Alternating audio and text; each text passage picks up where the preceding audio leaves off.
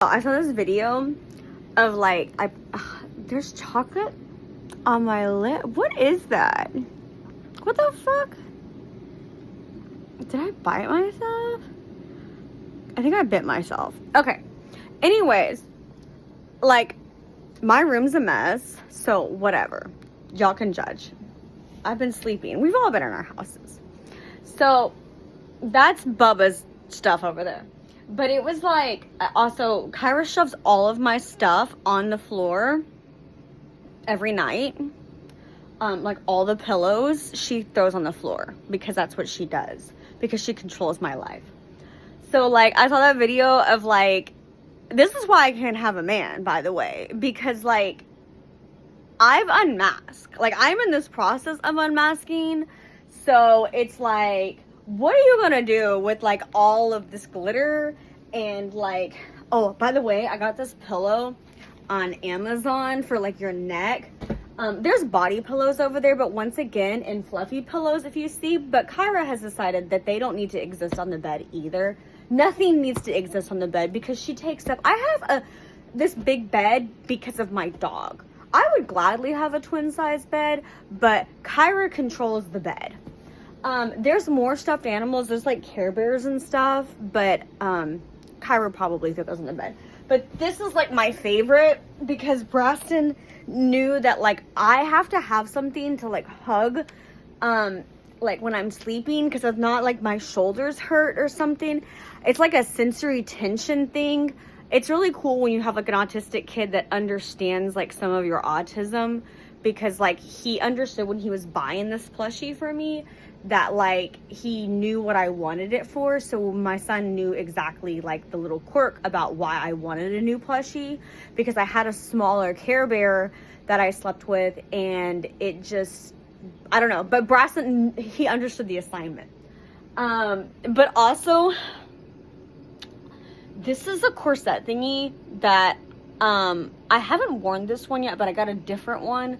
And that one is because also I have this like type of bed, princess bed, which used to have like all the princess draping thingies, but I don't have that because I use it to dry clothes, or for ADHD people, I'll put my work clothes on it to like, oh, this is what I'm going to wear.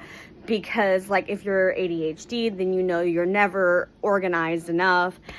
And then when you are autistic, like you want things organized. So like I have bins for like every, like, and they're organized. Like if I'm medicated, if I take my medicine, which most of the time I don't, which people probably think I do because they probably think I'm on medication, which makes me talk a lot, but it's actually the reverse. If I take my medication, then I go inward, and then it's like I don't talk, and then I kind of sometimes get sad, but I think it's probably because I'm probably feeling my emotions and I can think like singular. But so I have like bins and like bookshelves for like everything. So one of the things like for my autism that is a huge thing that I collect are books. I love books. I love nonfiction books of theology. And then I have a lot of psychology books. These are all books in here, and in here, those are all books. That's not all though. Like I also collect a ton of Bibles. These are all books of Bibles. There's some in there, and then there's more in that side, and then there's more over there as well. There are different translations. There's some for journalisms. They're like Hebrew. They're all different types of things. So that's like weird, fun, like little facts. Also, shoes are another one of my like things. I've always been like that. And y'all are gonna freak when y'all see this probably. So like most people, like this is my closet. Y'all can judge me all you want. So you're going to notice that it's a mess on the floor with the hangers and the boxes. That's because I'm too short and I climb on this thing, so it kind of falls. So this is my closet.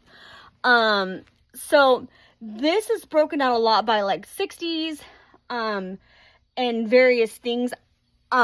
This is like black for work. This is kind of more suit style things. And then there's shoes up there, which I've collected clothing since I was a kid. A lot of stuff is thrifted. Like a lot, most everything, almost like I've thrifted since I've always thrifted. So I saw this video, and then there's like a vanity, but I won't show you my vanity because my vanity is like a combination of Brasson and my stuff, and it's pretty crazy. Like there's like vitamins and like there's so, it's like, oh my god, like cleaner, it's like Brasson's makeup, my makeup, it's like perfume, but I will say that like drawer wise, like I mean even that. So the other reason, this is where you'll see like, so the reason I don't do dressers, I'm telling you that's Brasson stuff, not mine. There's more Bibles over there. There's ones that's like a Hebrew translation to Psalms, and then that's the new that's an NLT, which I had never read that translation, so you know that was something I would see.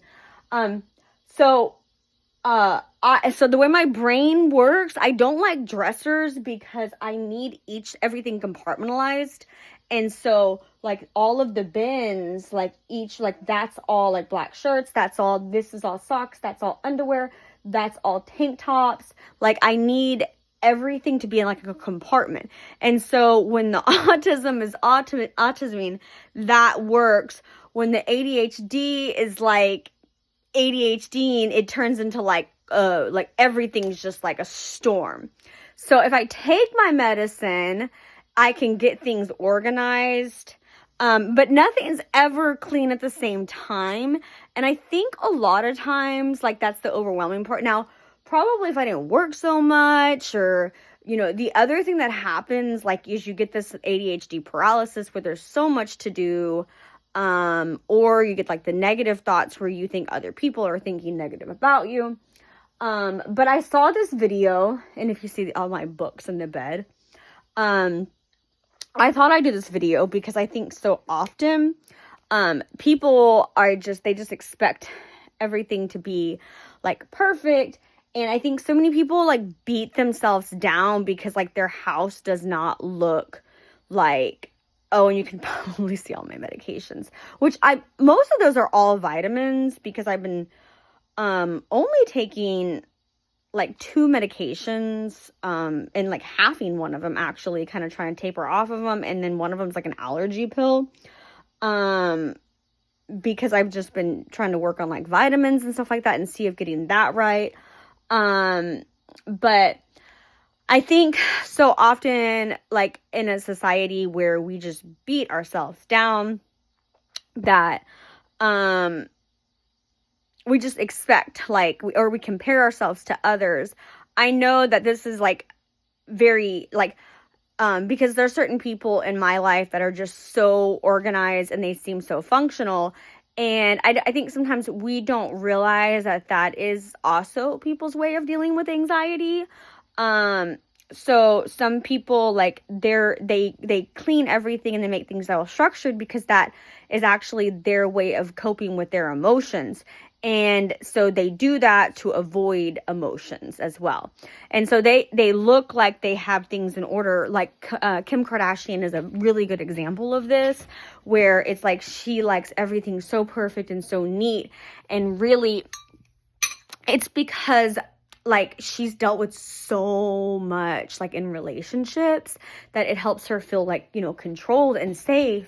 But really, she doesn't realize a lot of it has to do with like mental health and stuff. I think she's realizing it more now. But she's very just protective of her energy and stuff around her. Whereas, you know, and also remember, these people have like teams of like people around them. But I think so often like we beat ourselves up and we don't think about like the fact that like not everybody has the same support system that everyone else has.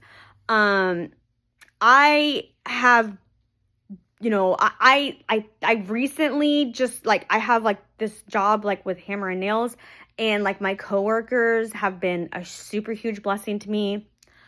Obviously, my clients have been the most phenomenal clients I could ever possibly, like, oh my God, like, the love and support that I've had in the past year. Whew. I'm not a crier, but anyways, I've been super, super thankful for. And I just try to be transparent about, like, a lot of stuff because, whew, like, I know that, like, I have been as a hairstylist, I've had the luxury of being invited into so many human beings' lives and so many beings' homes. And I think so often my favorite thing is, like, sometimes doing house calls, and you'll have the people that have the homes that are perfect and neat, and that's great for them. And I also appreciate when I'm invited into someone's home and it's not perfect and neat, and they don't feel the need to clean up, because it's like, this is who I am. Because, like, I personally, my house is never perfect and neat. Once upon a time, it was when my kids were younger. Granted, you know, I worked a whole lot less and just life was, you know, different. I will say it was probably the cleanest when I was on drugs. But I don't think that a lot of us give ourselves enough grace.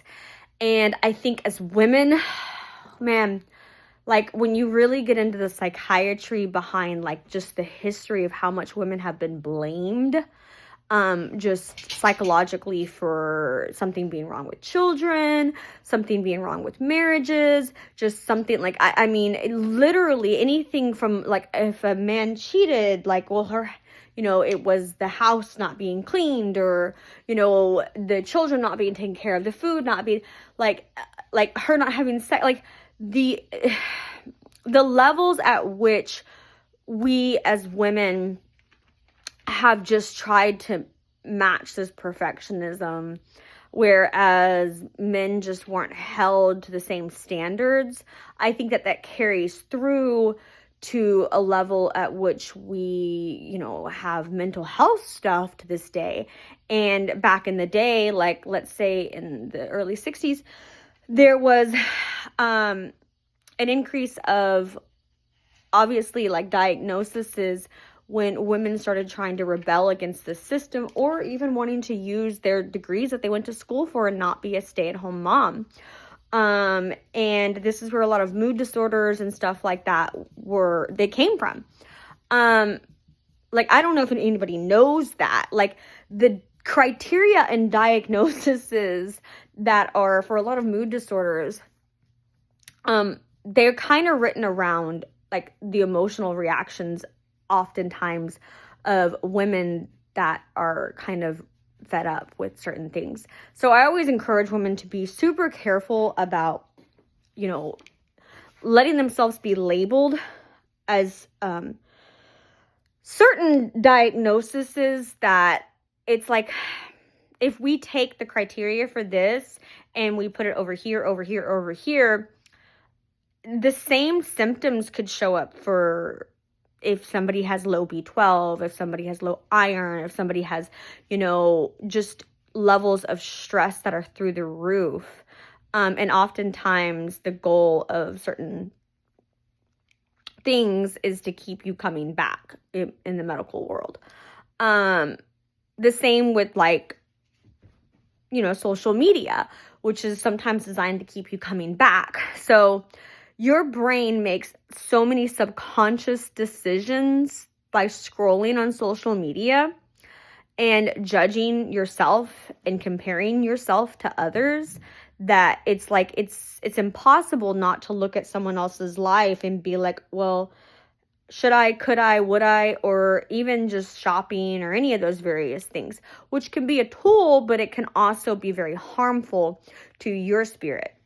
And so I just wanted to take this time to show everybody that's probably sitting at their house, like, how, like, for me, I've had to accept that there's certain parts of my life that I can get organized and clean up. And then there's certain parts that, like, I mean, this is who I am. I think a lot of times people look at me, and this is like the first time in my life that, like, I've like been like, okay, well, all of these boxes check off. And I think also, like, there's so many of my quirks that I've hidden that people just don't know.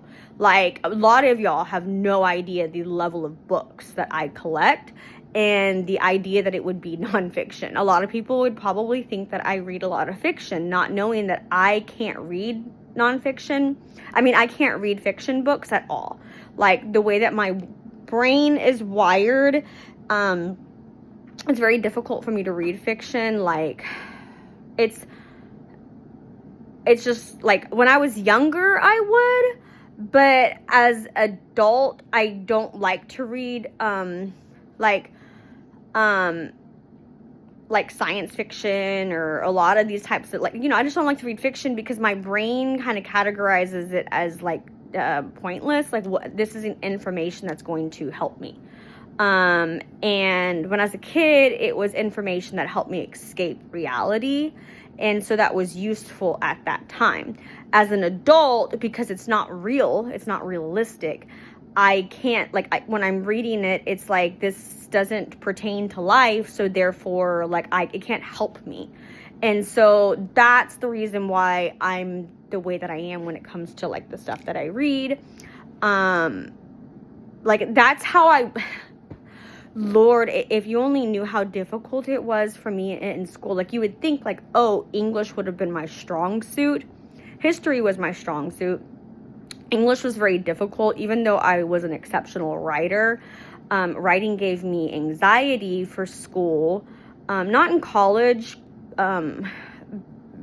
because just way different reasons. And also because, like, obviously in college, you have different writing styles. And at first, I probably have the book somewhere around here. Obviously, if you're, you know, if you write, like, you write in different formats. Like, if you're English or if you're science, you know, the type of format that you write in. So some of those formats, I don't like. So I thankfully got to write in a style that a lot of people don't write in. Let's see if I don't know if I can find it. Oh, I do have it. Which a lot of people are not familiar with unless you did dissertations, or like, usually, like, maybe I think history, biblical studies, and, I think some medical journals are wrote in turban style. But I love turban style, and so even when I'm reading and, like, have to see things and other stuff, I'm like, this is messy. But it was really funny, and I cried having to learn this style because it literally is a language within itself, and it really is. But once you learn to write in turban, you're like, which is funny. But it's like, it makes more sense because then whenever you're, like, reading certain stuff, your Bible is kind of similarly wrote in this format, by the way. But it just makes your, like, reading, like, so much more smoother, and you don't have, like, all this stuff in between. And then, it also is almost like being autistic when you're reading it.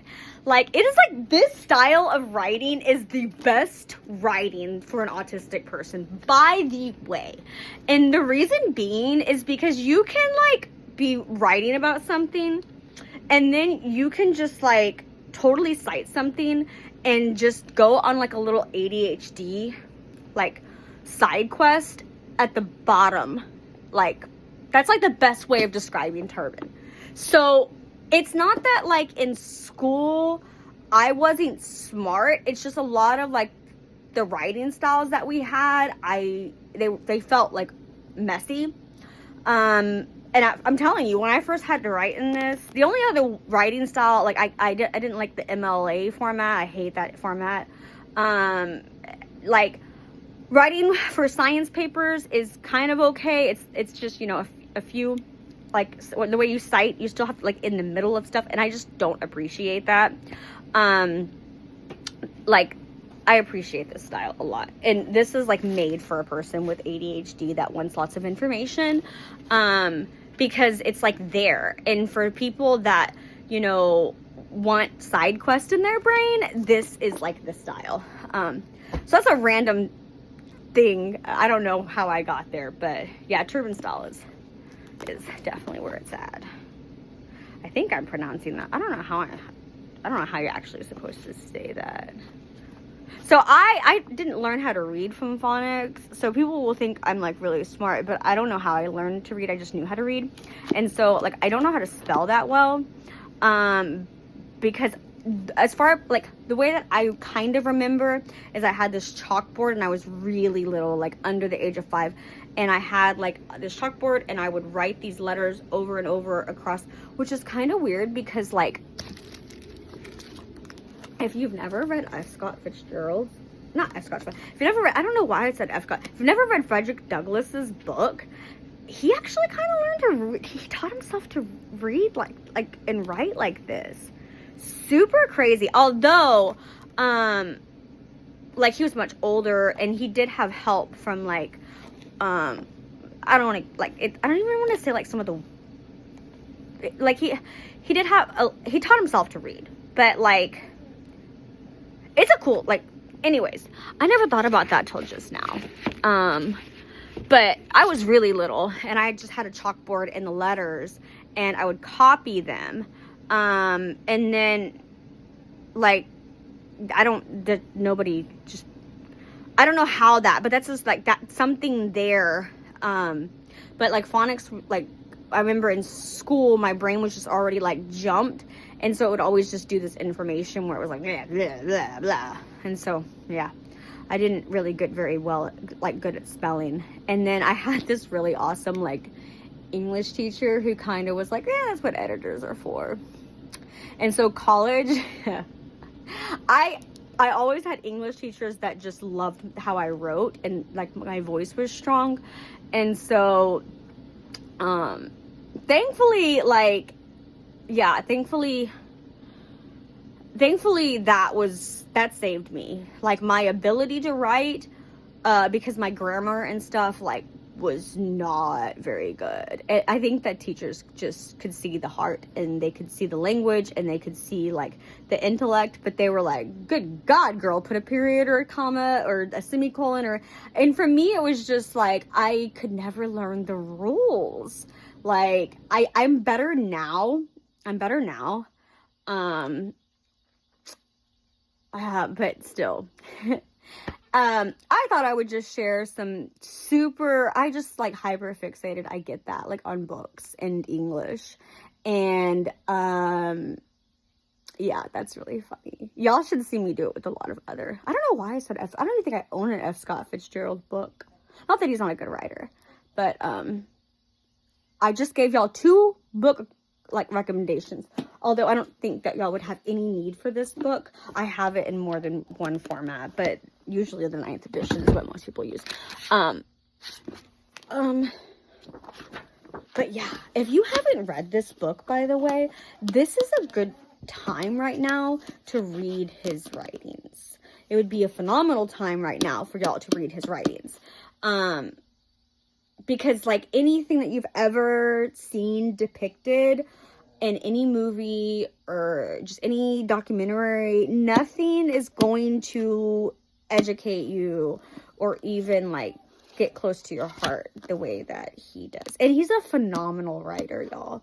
Like, very rarely, like, do you get somebody that from the first page when they write, they're going to captivate you, like, in, like, their literary style and how strong their voice is.